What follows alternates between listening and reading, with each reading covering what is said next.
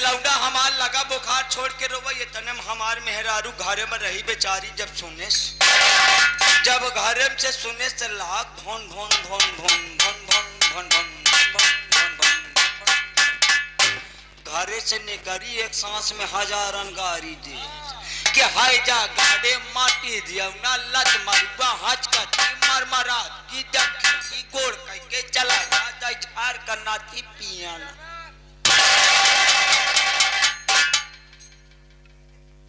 कर मेहरारू नहीं हबड़ा गाड़ी हुई है स्टेशन छोड़ दे तो स्टेशन खड़ी हुई कभी पियना का हुआ अगर एक औरत ज्यादा हो तमकीरत बारात घरे पहुंची तमार मेहरारू प्यार से हमका पियना का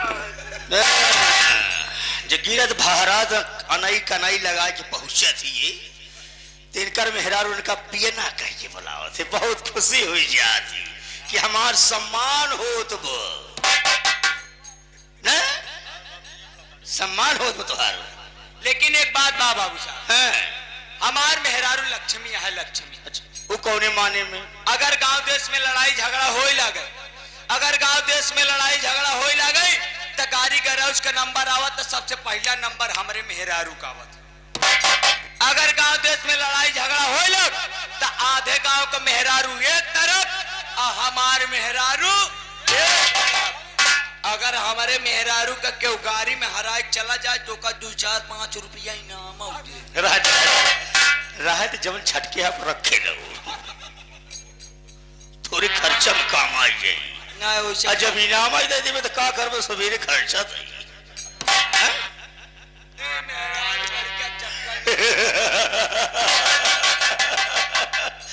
मैं समझ रहा था हमका सवेरे 6 बजे देखा तो कस 6 बजे दिखावो ही मेहरारू लड़के चक्कर में हम लेट हुई हम लेट रहे तो का भाई उबाला कही रहे आम लेट हो गए लेट हो गया बे हाँ देर लाग हो देर लगा है लेकिन एक ना तू जाए दे गलतियां फिर मारब वही तो का बोलना नहीं भी साथी बना कर वहीं बैठ जाओ हमारे मोड़े पर बैठ जाओ कहते हैं जमीन में बैठ जाए मैं बैठ जाऊं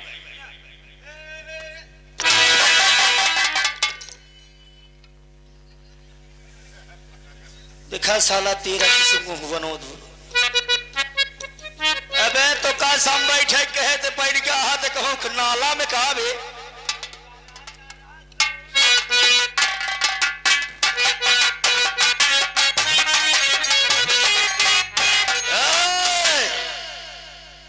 भाई सवाल तो का पिपरा तरह नहीं महुआ तरह ऐसे बैठ जाता भाई सब बैठ जा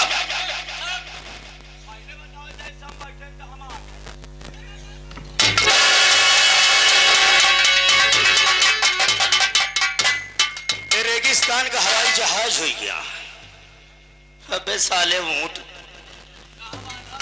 कहां बांधब ऊंट की तरह बैठने के लिए नहीं कहा मैं बोला तू अलथी पलथी मार कर बैठ जा समझ क्या अलथी का पेलथी मार न चाहे जैसे तू बैठे मगर बैठा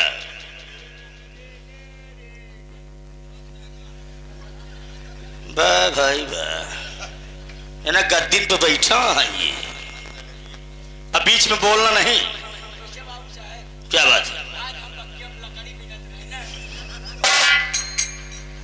तब तो भाई तो राजा हो गए फिर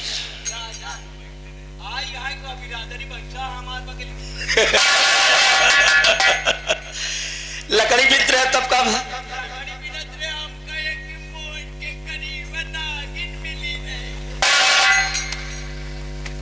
तो का मेरे हमसी का करे बताओ हाथी अपने बाबू का हमारे सुरंग में लिया के आया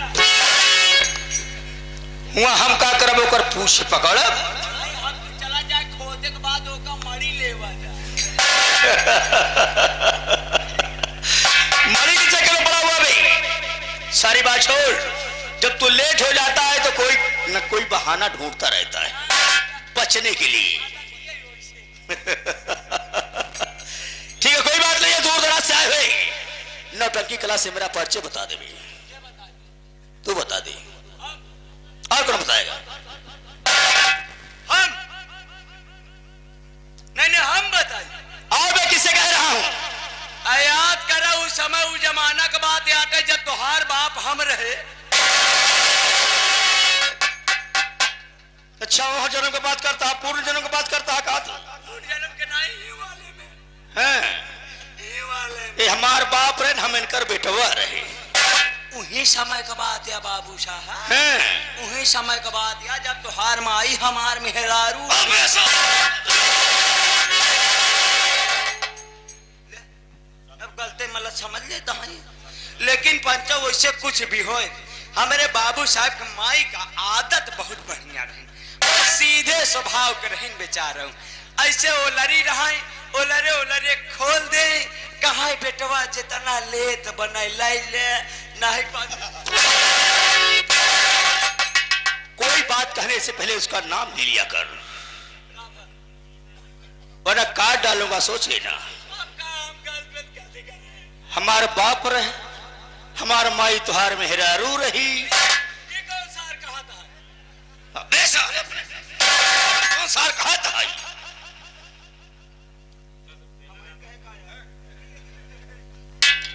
आप समझे नहीं? हमार कहे का मतलब यह है कि आपके पिताजी के जमाने का हम नौकर रहे। अच्छा। आपके पिताजी के साथ साथ नौकरी करत रहे, तो आज जब तोहरे बाबू निपुर गए हैं, मतलब मर गए, जब नाही पढ़ा है नाही आवत, सीधा सीधा बोल दो कि मर गए। हाँ मराए गए, मरमराए गए, कोनो खटिया का पार्टी है कि का भी? मर के मराए गए। मरे के बाद मरा जाती। साला तू बच जाए, भाई आप कर देगा साला। इससे जरा सा इसको अभी पकड़ाओ तो साला पूरा बाहा ही पकड़ लेता है। अच्छा,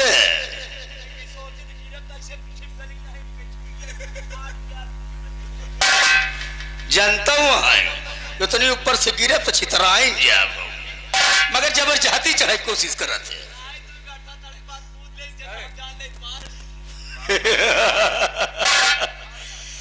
साथियों दोस्तों, मैं जानता हूं संगीत की दुनिया में कि मैं कौन हूं, कहां का रहने वाला, मेरा नाम क्या है और मेरा कहां। ये आपका गांव, आपका जिला, आपका शहर, आपका मोहल्ला, ये रात भर के लिए हमारे लिए रामनगर है। रामनगर रहने वाला ये राज बहादुर की बहुत बड़ी कहानी है।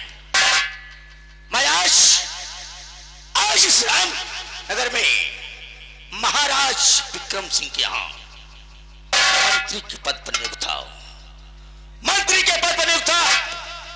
और मैं जब महाराज के बगल में बैठता था, महाराज सिंहासन पर बैठते थे, तो मैं ही सोचता रहता था कि एक दिन मुझे सिंहासन पर बैठने का मौका मिल जाए तो बहुत अच्छा लगेगा। साथियों, जब 2 बच्चों का जन्म हुआ तो मेरी पत्नी का स्वर्गवास हो गया। मैं सोचने लगा कि मैं 2 बच्चों को लेकर जाऊंगा कहां। मैं महाराज विक्रम के यहां आया। महाराज विक्रम सिंह ने मुझे अपने दरबार में महामंत्री का पद दे दिया और मैं रहने लगा। वो वफादारी से काम कर रहा था, मुझ पर बहुत खुश थी। उनके परिवार में उनकी पत्नी थी और 2 बच्चे थे, और मेरा एक बेटा और एक बेटी।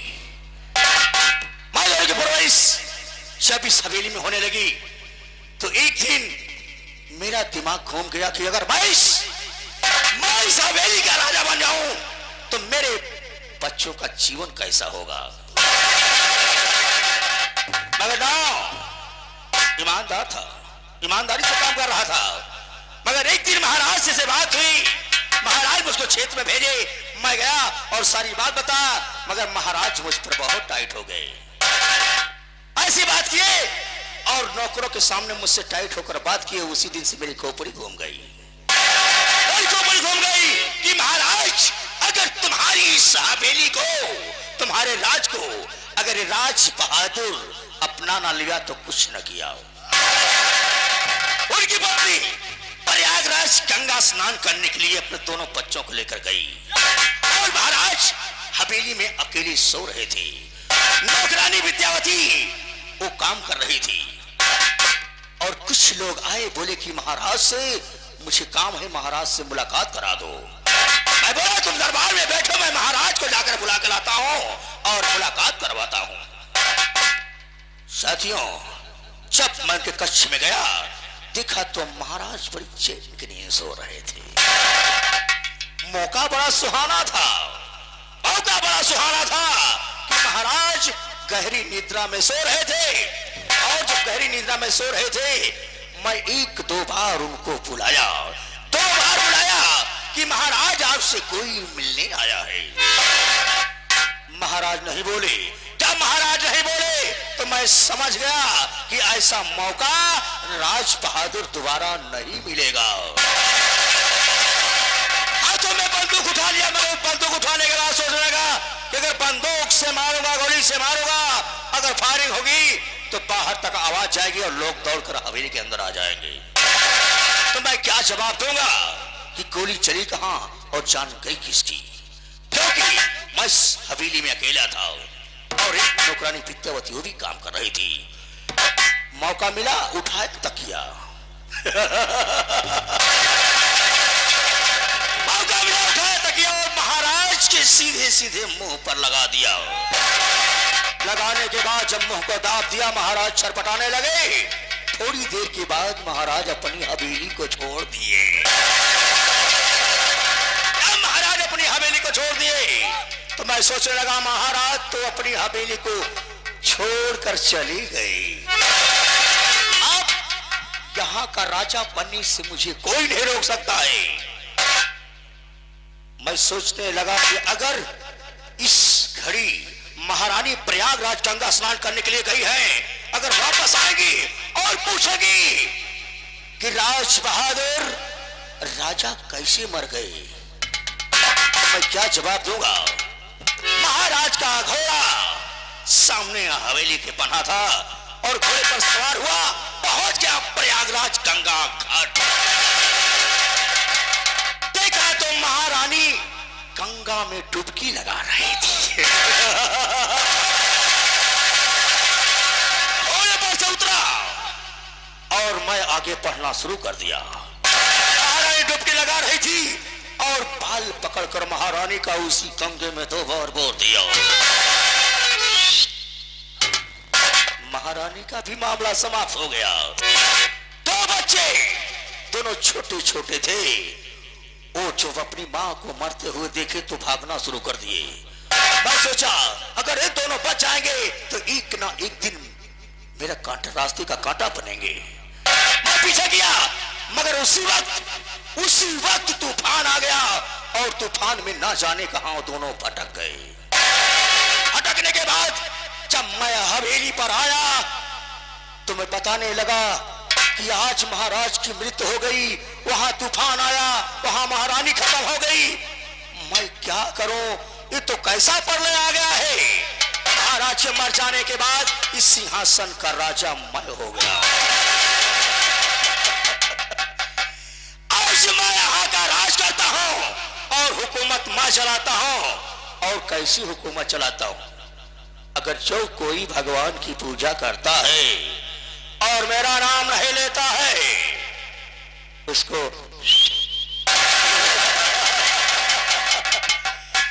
इस विक्रमपुर में महाराज विक्रम सिंह के यहाँ मैं महाराजा हूं और राज मेरा चलता है, मेरे इशारों पर काम होता है।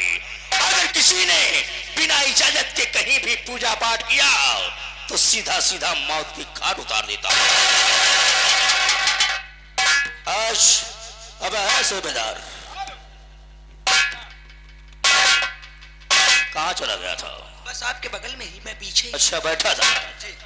तो जानता है कि अगर क्षेत्र में कोई पूजा करते हुए नजर आया तो अगर राज बहादुर दुखी तो सारी दुनिया दुखी, राज बहादुर खुश तो सारी दुनिया।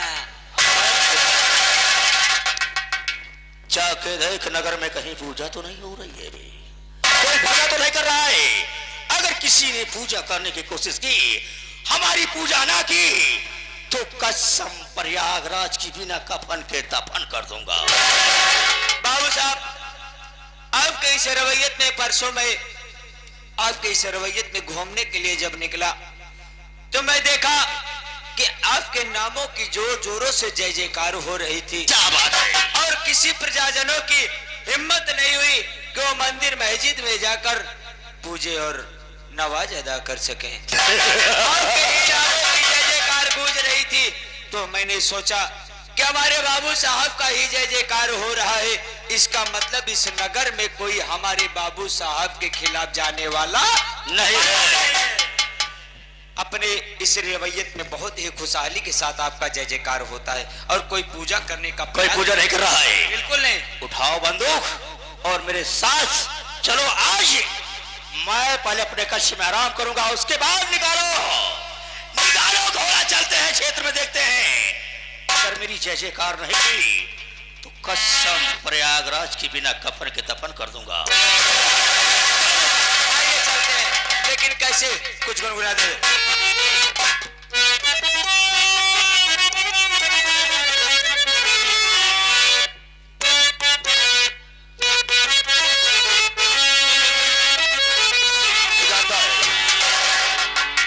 अगर मेरा दिल जलता है तो मैं इसकी झोपड़ी, उसका महल जला देता हूँ।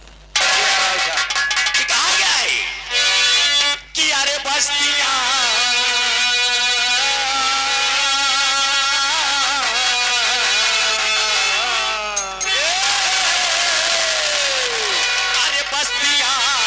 चली सारी मेरी सारों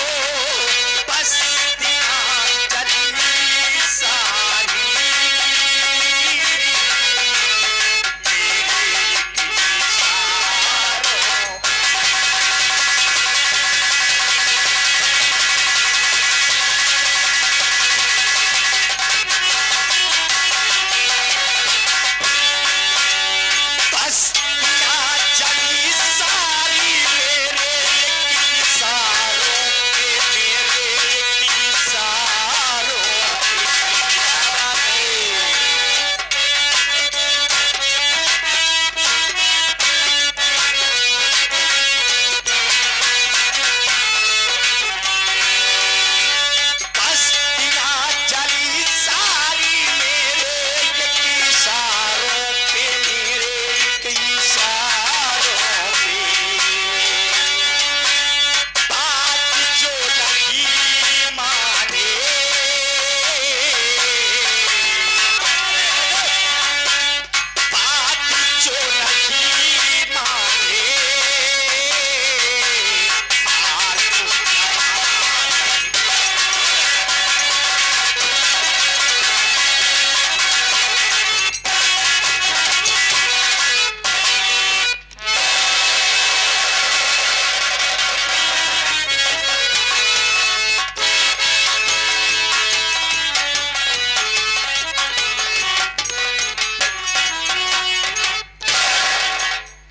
से आए हुए सभी नौटंकी कला प्रेमियों को हमारी तरफ से इस पार्टी के मालिक व संगीत लेखक राकेश कुमार पटेल जी की तरफ से नमस्कार स्वीकार बाबू।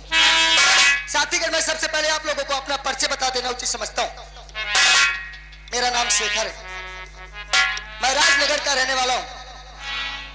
घर में हमारे पिताजी हैं जिनका नाम श्रीमान राय बहादुर है, और घर में हमारी एक छोटी सी बहन है, उसका नाम किरण है। मैं पढ़ाई करने गया था, वहां पे पास हुआ हूं और मन्नत भी मांगा था माता रानी से कि ऐ माँ, अगर मैं पास हो जाऊंगा तो तेरे दरबार में माथा टेकने जरूर आऊंगा। मैं पास हो गया हूं, सोच रहा हूं कि सबसे पहले अपने दोस्त सूबेदार से मुलाकात कर लूं, उसके बाद मां के दरबार में चलता हूं।